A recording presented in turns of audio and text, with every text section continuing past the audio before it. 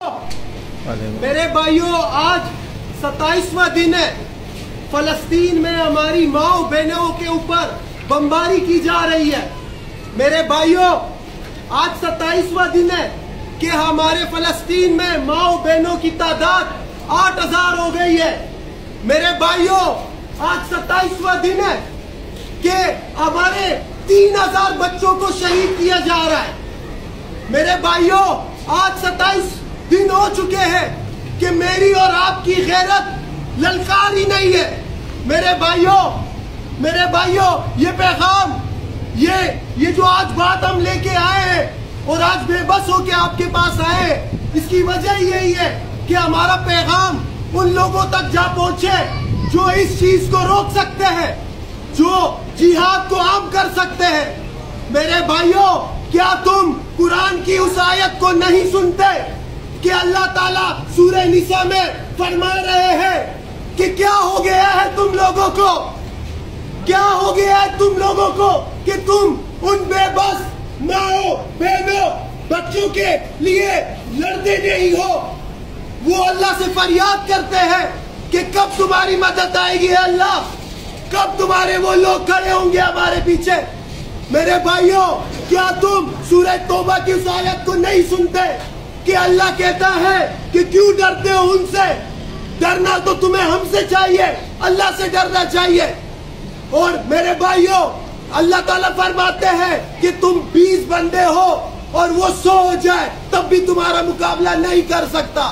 میرے بھائیوں، آج یہ غدار حکمران مجھے اور آپ کو ڈراتے ہیں، مغربی طاقت کے بارے میں ہمیں بتاتے ہیں۔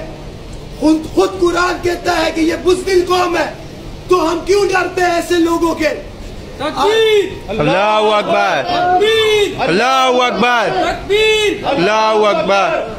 میرے بھائیوں، آج ہم اپنے گھروں میں آرام سے چین سے کھا رہے، پی رہے، سو رہے اور مسلسل زندگی کی آغاز اسی طرح ہی کر رہے بے مقصد۔ میرے بھائیوں، ہمیں اپنی زندگی کو اسلام کے نقش قدم پر گزارنا چاہیے، ہمیں شریعت کو عام کرنا چاہیے۔ آج جو ہم بے بس ہیں اور آج جو ہم وہاں پر پانی کی بوتل بھی نہیں پہنچا پا رہے، اس کی وجہ یہی ہے کہ ہم نے اپنی زندگی کا مقصد صرف اپنی زندگی بنا لی ہے۔ آج ہم لوگ ان ماؤں بہنوں کے لیے اس وجہ سے نہیں نکلتے کیونکہ جہاد کو ہم نے عام نہیں کیا، کیونکہ جہاد کو ہم نے ایک دہشت گردی کا لفظ دے دیا۔ میرے بھائیوں، یہ جہاد مجھ پر، آپ پر، ہر مسلم افواج پر، ہر مرد پر فرض ہو چکا ہے۔ میرے بھائیوں، آج فرض العین ہو چکا ہے یہ چیز۔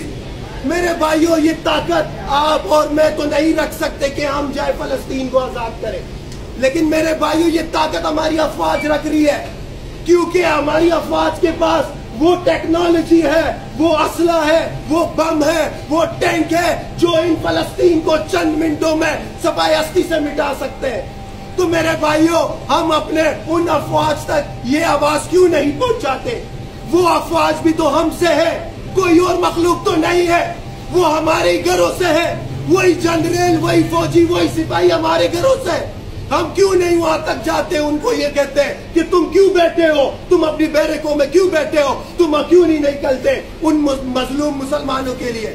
تو میرے بھائیوں، ہمارا بس یہاں آنے کا ایک ہی مطالبہ ہے کہ ہم ان افواج کو یہ مطالبہ کریں کہ وہ جہاد کے لیے روانہ ہو، وہ اس اسلام کو کونے کونے تک پہنچائے۔ اور میرے بھائیوں، ایک اور بات آپ کے سب کے ذہنوں میں لانا چاہتا ہوں۔